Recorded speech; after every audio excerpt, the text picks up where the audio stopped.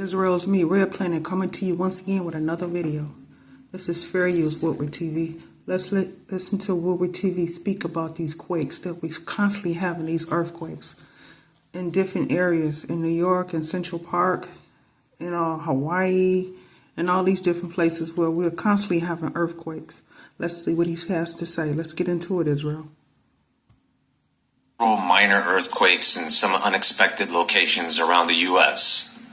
Just recently in New Jersey, central Kansas, in areas that don't usually have these seismic events, even a magnitude 3 tremor can create alarm.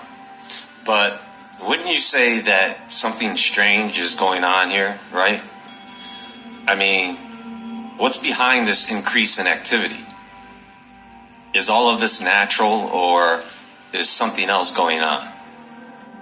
When you think about that earthquake that hit Russia, and now that I mention it, it is still having high magnitude quakes ever since that 8.8. I believe a 6.4 and a 6.8 just hit. Consider that, and consider the tsunamis that came afterward that were supposed to be devastating, but were not anywhere near what we would expect from an earthquake like that. Almost as if the tsunamis were canceled. How can anyone sit here and think that any of this is natural? Something's shifting beneath the surface, and whatever it is, it's not playing by the usual rules. And if the planet really is sending us signals, then the next one might not be so easy to ignore.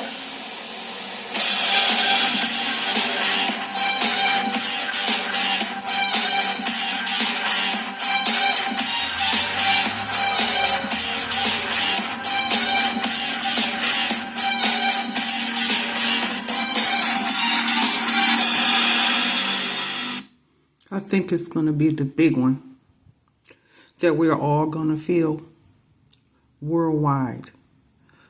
Like a 10.9, 12.8. Has to be something very extremely high for everybody to be able to feel it. And the aftershocks, it's going to keep coming and not stop, because the earthquake is so powerful and so strong, causing tsunamis, volcano eruptions, plunging into darkness, like the Dawn Ages, only worse.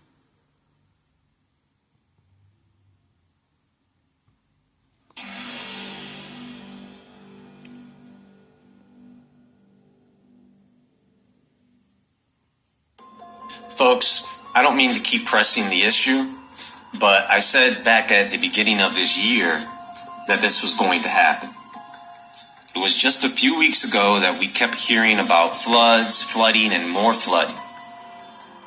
Now it's earthquake, earthquake, earthquake.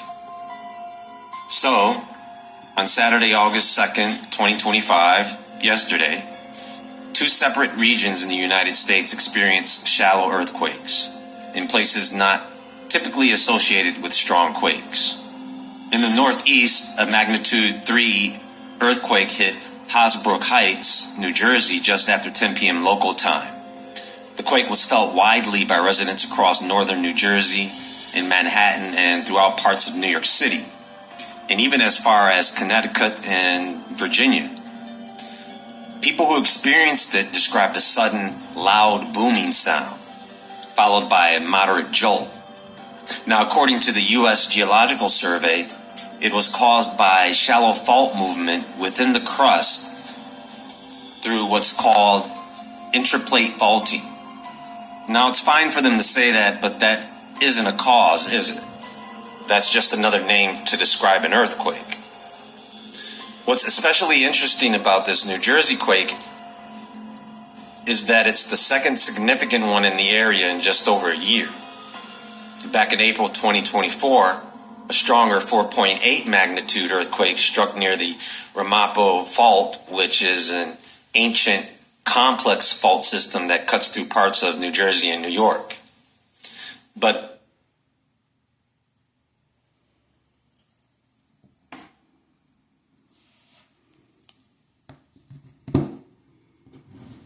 Having some technical difficulties. Knock, knock.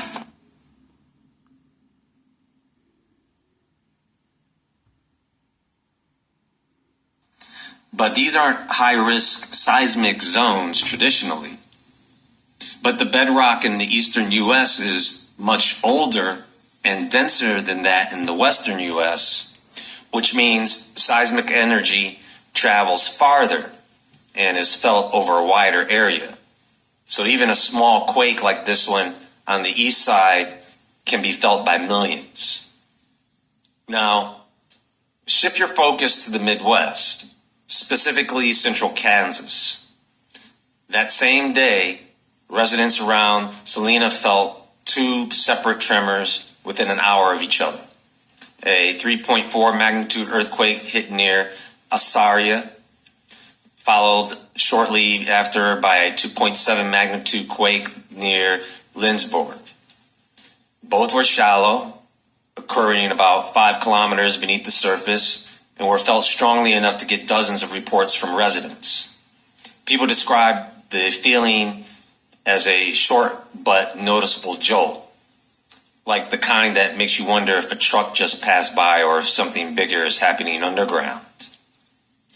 And they're not telling you about all the other smaller earthquakes that have happened in the past few weeks there. You know, when we see earthquakes happening in places like New Jersey or central Kansas, places that aren't exactly sitting on active plate boundaries, it gets a lot of people asking questions. And for some, those questions go way beyond geology. There's a whole spectrum of alternative theories that come up whenever seismic activity starts popping off in strange patterns. Actually, And as long as they continue to have these Harp machines, Hadron Collider up and running, we're going to continue to get earthquakes. Because as long as the machine's running, with it being so strong and powerful, sets off earthquakes and volcano eruptions, mudslides, tornadoes, hurricane, heavy wind, heavy rain. It's doing all that. And as long as they continue to keep these running, it's going to continue to happen. One day it's going to get out of hand and they're not going to be able to control it. That's when we'll get the big one. And then there's going to be nothing they're going to be able to do. This is where they're going to run in their bunkers trying to hide. happens whenever any type of weather occurs. These days, anyway, because of all these different technologies. One of the most talked about is, of course, Harp, the High Frequency Active Auroral Research Program. Officially, it's a research project aimed at studying the ionosphere. But for years, it's been at the center of speculation. Some believe that HARP can send energy waves into the upper atmosphere, which then somehow penetrate deep into the Earth and affect tectonic plates. The idea is that these frequencies could potentially agitate fault lines, especially ones that are already under stress, triggering earthquakes that appear natural but may not be.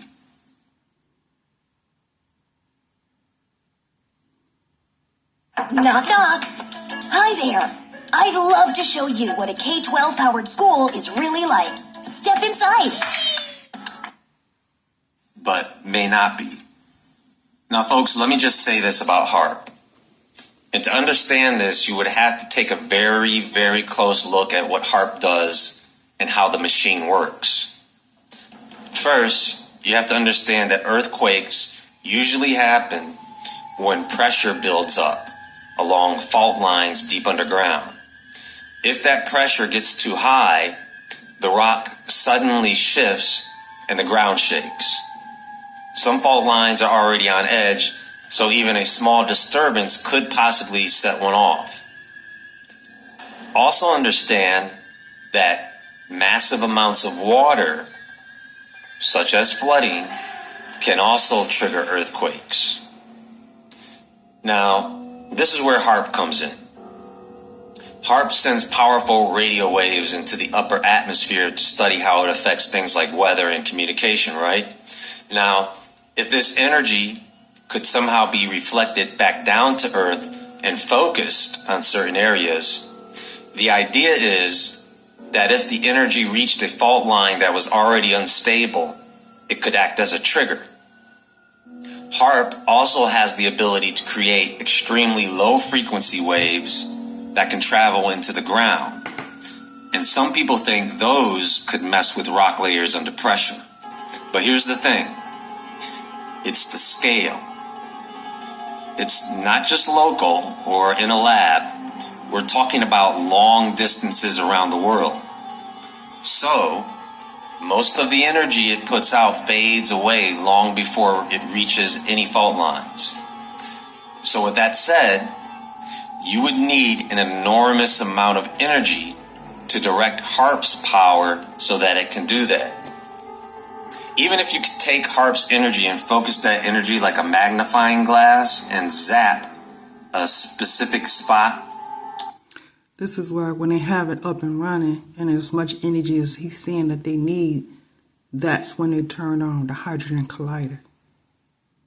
Because it's going to give off an enormous amount of energy for them to do their evil deed on whatever it is they're trying to set off to, whether it's an earthquake, whether they're trying to start a hurricane or a tornado, or they're in certain specific areas or cities and states, they're trying to have it to heavy rain or lightning and thundering, when they light and whitening up the sky with the chemtrails, causing it to rain, causing us to get sick, causing the environment to be sick, causing nature to be sick, causing the animals to be sick.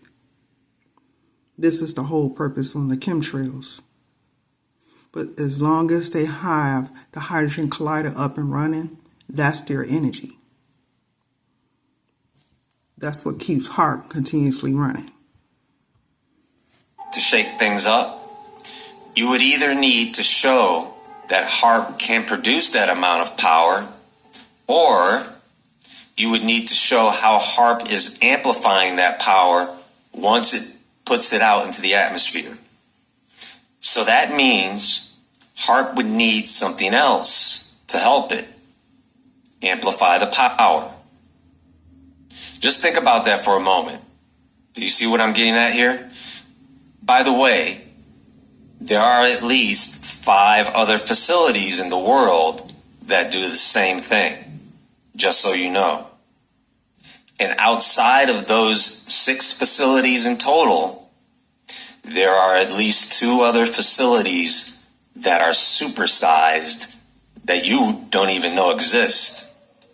Or I would say most people don't know exist, because people usually keep thinking about HARP because that is the one facility they keep telling people about on purpose, so that your attention is directed there. Do you see? I'm trying to give you a clue or a hint here, folks. You have the right idea, or should I say you're on the right track, but there's more to it.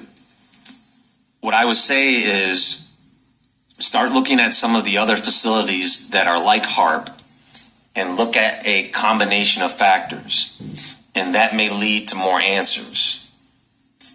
And that's all I'm going to say on that right now. Also, laser technology, I want to do a separate video on that as well, because that's even more complex. And I want to just do a bit more digging before I get on here talking. Now, there's the theory surrounding deep underground military bases, or what people call dumps. According to this view, what we perceive as earthquakes in some locations, especially places that don't typically experience seismic activity, might actually be underground explosions or structural collapses. The story goes that these bases are part of secret infrastructure for black ops programs, alien research, or even human trafficking routes, right? So when a quake shows up in the middle of nowhere with no clear tectonic explanation, Some think it's actually a cover story for something massive going on below the surface, literally. Trust me, folks, they already have their man-made excuses already, such as water injection with oil underneath the ground from trying to dig for oil.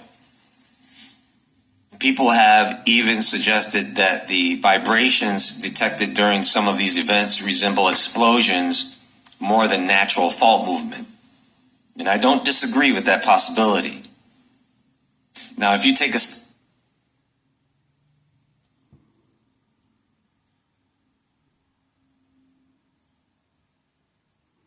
Wayfair presents dining tables and chairs. Dig into great prices with dining sets in every style.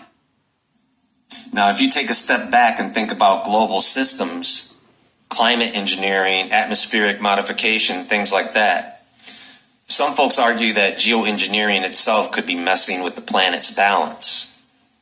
If you're pumping aerosols into the upper atmosphere or redirecting jet streams on a large scale, who's to say that doesn't have a downstream effect on the magnetic field or the pressure distribution in the Earth's crust? But once again, this is something that you guys can see and something they want you to pay attention to. You have to start looking what is around the chemtrails and not the actual chemtrails themselves. Now, another theory that's been making a comeback recently involves planetary alignments and solar activity. The theory here is that certain alignments between the Earth, Moon, and planets, especially when combined with solar flares, can cause fluctuations in Earth's electromagnetic field. These fluctuations, in turn, could trigger or accelerate tectonic movement. Besides, we have been seeing all these different signs in the heavens, and the moon is different now, isn't it? I'll have to get into that in another video, but we know the moon can affect tides, so could the sun, or even Mars, or Jupiter. That can impact stress on fault lines. Maybe. But keep in mind, everything that happens outside of Earth is more in God's hands, okay? Again, it's a combination of things going on. Then there's Planet X, or a binary system. According to that theory, the gravitational pull of this hidden object is destabilizing Earth's crust and causing an uptick in natural disasters. Now, I've explained that before in several videos, and I think most of you get the idea there. So there's no need to go down that same road. Besides, I want to talk about that subject in a more dedicated video in the future as well, with a lot more details. I ask that you just bear with me. And you can't talk about this kind of thing without touching on the concept of seismic warfare. The theory here is that certain nations or even private groups have access to technology that can induce earthquakes. Are you starting to put all these things together? Why would anyone want to do that? Well, imagine being able to shut down a rival country's economy, destroy military infrastructure, or create panic without firing a single shot. And some point to oddly timed quakes near sensitive regions like nuclear facilities or military bases and question whether those were natural at all. Finally, you have prophecy. According to this, these tremors are signals, signs that the earth is undergoing a shift, a cleansing, or entering a new phase. Whether you believe that literally or symbolically, it's clear that for many, these natural events stir something up deep inside. They're not just shaking the ground. We feel like they're shaking our perception of reality too. So, as these things continue, folks, we're going to have a lot to talk about because there is way too much to throw into a single video, along with the fact that we have to also see how things unfold along the way. So just stay tuned in And there will be much more to come and much more information to give you guys. That's all for right now. Please engage with this content. Click the thumbs up button. Leave a comment. Share this with others so that YouTube will then share this with more people. Because once again, YouTube is changing the way they do things, just so you know. Anyway, everyone, have a great day.